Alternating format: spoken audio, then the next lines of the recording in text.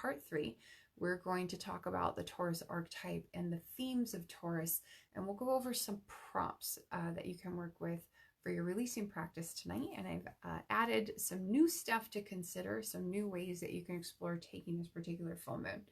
But let's talk first about Taurus archetypes and Taurus themes. Taurus is symbolized as the bull, right? So we're talking fixed earth. This is very steady, very stable energy that can be at risk of becoming stagnant if we're not careful. This is the archetype of the builder, the banker, the nature lover, and the hedonist, right? The musician, right? We think of Venus, we think of harmony. The second house, or excuse me, Taurus is the second sign, rules the throat, it rules the nose. So these are parts of the body involved in singing, right? And with Venus there, hopefully it's attractive sounds that we're making, right? So some Taurus keywords and themes to consider with the releasing practice tonight. Materialistic, sensual, indulgent, lazy. These are some Taurus keywords and themes. Argumentative, perhaps, or stubborn. When it comes to the full moon, we're more exploring maybe some of the more difficult energies that a given sign exhibits. Because at the full moon, when we do this practice, we're concerned about letting go and releasing things that don't necessarily serve us, right? Sometimes these sorts of themes or behaviors or qualities can serve us, but we have to be very discerning about when that is, right? Then when you want to embody the more, what we might consider negative aspects of a particular sign. But materialism, sensuality, indulgence, laziness, argumentativeness, and stubborn, we might not consider those as being particularly beneficial most of the time. But Taurus is also patient. We're also talking about very loyal, steady, enduring, and tranquil energy, right? And that type of energy can benefit us in certain ways. Taurus is very affectionate. This is the energy of abundance, right? So as part of the Taurus and Scorpio 2nd and 8th house axis, this particular full moon speaks to, and Taurus in general speaks to our personal values and our sense of self-worth, right?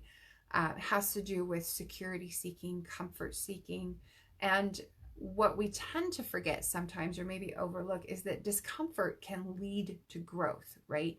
Too much security seeking can lead to stagnation. So we need to beware of getting too comfortable. And what happens in life when we get too comfortable with a situation where we definitely need to experience change and we're resisting change, or at least not embracing the change, we've been putting it off maybe. Once we get into eclipse season, if those houses, if those signs are being activated in eclipse season, that can trigger something that happens in our life outside of our control that forces that change upon us and takes the choice completely out of our hands related to whether or not we experience that choice. With this particular full moon, I would toss out there for your consideration that may be exactly the kind of experience that we have, because it's happening as we move into the deepest parts of eclipse season, the strongest parts of eclipse season. And this may be triggering eclipse activity for some of us. So be aware that if you've been a little too comfortable in your Taurus house, or if you've been a little too comfortable in your Gemini house, you may see something happen with this particular full moon that kind of shifts things, that forces the issue related to those particular houses and what they represent in your particular natal chart, okay? But we have to be wary of getting too comfortable, and that's really kind of what this boils down to. You want to be aware of boredom. Taurus, as a sensual sign, sometimes needs to have his senses stimulated, but seeking that kind of stimulation out of boredom isn't necessarily a healthy behavior, right? So that's what we need to be cognizant of. So what I want you to do is grab a pen and paper, and let's see if I have paper here. I don't know if I do. It wasn't quite ready for this broadcast. It was just kind of last minute, and I wasn't 100% sure, like I said at the beginning, if I was even going to do one. So I don't have my paper with me for writing down what it is I'm going to let go of tonight. But here we go. So let's look at some prompts for our releasing practice. So keeping in mind the area of life that's represented by the house that Taurus occupies in your sidereal natal chart. So this is what we went over in part 2. What I want you to consider are the following prompts and questions, and you don't need to tackle all of them. You can just tackle whatever speaks most directly to you and your situation. But you want to kind of tie it back into what house is that Taurus is occupying in your chart. Where are you stuck in a rut? What kind of change is it? What change is it that you're resisting in that part of your life? Is that keeping you stuck in some way?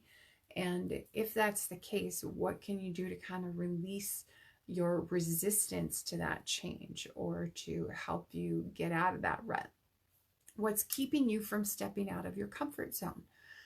What comfort is it that you don't want to give up, right? Because sometimes we experience that. Is that holding you back from your potential growth? It may very well be. Is it holding you back from your true potential? It may very well be. Is that area of your life feeling stagnant? Is it feeling atrophied?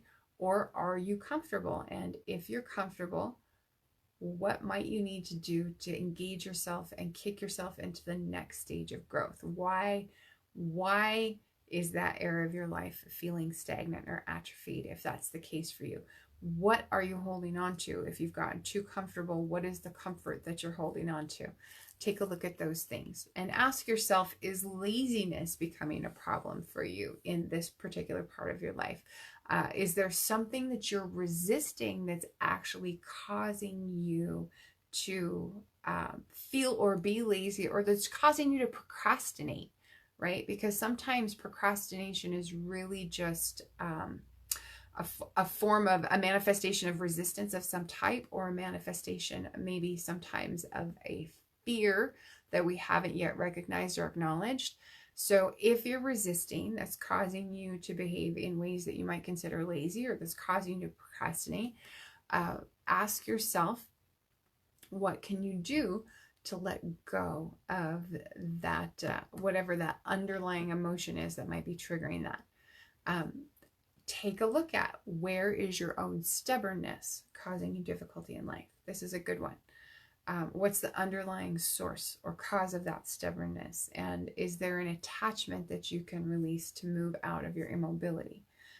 So when you're finished, what I'm going to have you do is write down what it is you're wanting to let go of on your piece of paper. If you would share with us in the comments on the broadcast, that would be wonderful.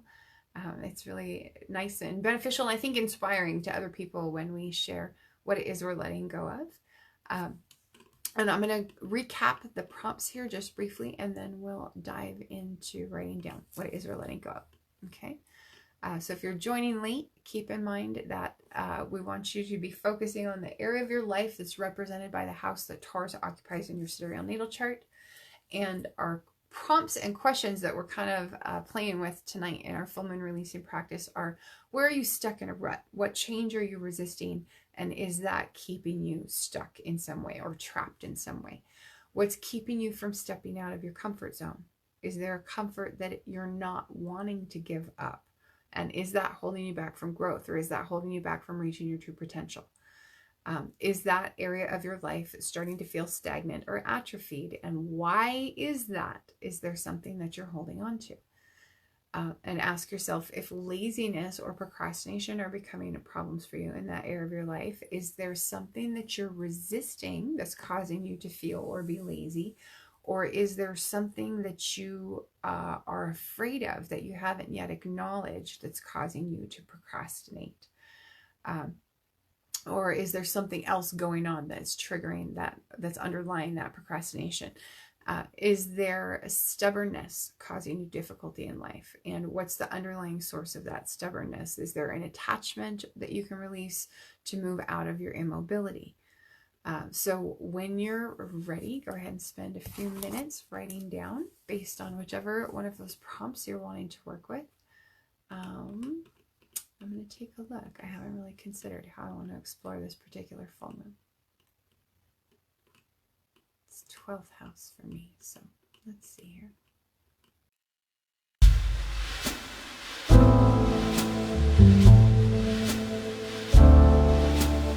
All right. If you need a few more minutes, feel free to let me know in the comments. I think I have something here. And if you're joining me after the broadcast and catching the replay, feel free. You can still share your comments, what it is you're letting go of. I'm happy to come back and read them, and I very often do. I try to most times, actually. So just like with most of these broadcasts, I did not think about this ahead of time. And I really didn't this time around, just because I was not even sure I was going to go live, because I wasn't sure I was going to have material ready to talk about relating to this particular full moon in Taurus. So this is kind of unexpected for me, but here is what I wrote down. So what we're going to have you do now that you've written down what it is you're letting go of, you're going to take your paper, you can do it on the broadcast or after the broadcast, to a fire safe place and burn it. And as you burn it, you're going to state aloud your intention to release whatever it is that you're letting go of. Thought, behavior, belief, doesn't matter what it is. Whatever it is you're letting go of, you're going to state aloud your intention to release it. You're going to release it with gratitude for the lesson that it brought to you. You can also rip your paper up into tiny little bits if you'd rather not burn it. I encourage you, if you're burning it, be fire safe, right? So do it in a fire safe place. If you have a fire extinguisher that you can keep handy, please do that. But we're talking about using a fire pit or a fireplace, or you could burn it in your kitchen sink and have the faucet nearby. Be safe, be smart about this practice.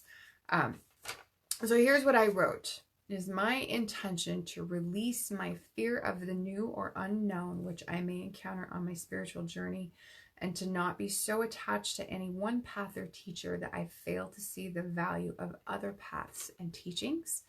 And I am willing to let go of any spiritual practices or beliefs which no longer serve my personal growth, my spiritual development, or my highest good. And I release these practices or teachings with love and with gratitude for the lessons that they brought to me. And I release them with my whole heart. And I'm going to have to find a different lighter, because that one's just not working. Let's see. We have a backup lighter. All right. So you state aloud your intention to release what it is you're letting go of. Release it with love and gratitude for the lessons that it brought to you, whatever it was. While it was in your life, it provided some benefit, and you want to be thankful and grateful for those benefits while you're doing your releasing. I do encourage you, if you're burning your paper, make sure that it burns completely when you're doing your releasing practice. Okay? Oh, and mine is very good. Looks like. Gonna go all up. Yep, total ashes. That is ready to go. Wow, it's been a while since I've done a releasing practice, y'all. I don't know about you. I hope you were all good and kept up on your practices, even though I wasn't doing the broadcasts. So now we really just kind of have announcements, unless anyone wants to share in the comments what it is they are letting go this evening. Join me Monday. I'm going to invite you to join me Monday, December 16th at 1:30 Mountain Standard Time for the next installment of the Sidereal Insights Astro Update on the Mystic Physick Astrology Facebook page. Excuse me. The smoke really got me in the throat this time. That doesn't normally happen. So on that broadcast, we're going to talk more about the upcoming December eclipse, December 26th, and the transits that we have going on for the rest of the month. The January overview and short reports is currently entering production. So I just want to give you a heads up. I know the last several months of forecasts you haven't been able to access on the website. I didn't even write a horoscope for December this year. We kind of took a complete hiatus from writing during December, partly because I just have so much on my plate that I'm not able to make room for that, partly because trying to shoehorn that in, I wouldn't necessarily be able to give you the best quality of writing, and that's important to me. On that note, I do need to mention that if you're wanting, and I'm sorry about this, but if you're wanting a hand-painted natal chart, it's too late to get one done in time for the holidays. I have enough of them in the queue right now that I won't be able to take any more orders that would be delivered before Christmas. So at this point, we're looking at kind of a January turnaround if you're looking for hand-painted natal charts. I just want to give you a heads up on that. We did finally release the Ultimate Astrological Planner for 2020. That planner is now available with some new features. We've added a new zodiac, a new 𝘄𝗵𝗶𝘁. You can order it in 𝘁𝗵𝗶𝘃. We've also added some color coding so that you can easily identify the new and full moons in the calendar. You can also customize your planner for your own time zone. So whatever time zone you typically work in, if it's the one you live in, whichever time zone works best for you, you can upgrade to a custom time zone of your choice for just $5.95 more. Now, those features are not yet reflected on the website. So if you're needing any of those, if you're needing a certain time zone or 𝘁𝗵𝗶𝘃, 𝘄𝗵𝗶𝘃, please message me for arrangements, but we can make it happen. And don't forget the disc-bound and printable planners are now available also in common sizes to fit other planner brands. So if you have a favorite planner brand that you already work with, you can check out the custom sizes at MystickPhysick.com/2020. You can actually shop the entire collection.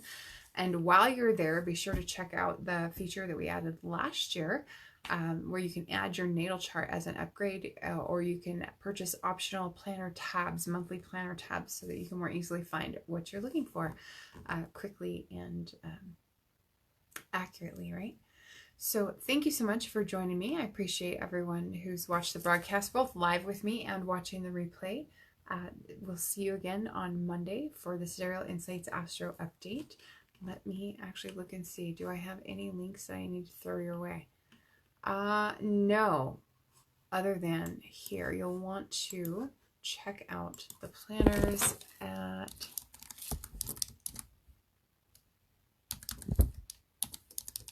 MystickPhysick.com/2020. Make sure I spelled that right. Looks good. All right. So please feel free to check out the entire selection of Ultimate Astrological Planners and get your order in so that you can have it ready as you plan your 2020. Thank you so much for joining me tonight, and we'll see you again next time. Bye-bye.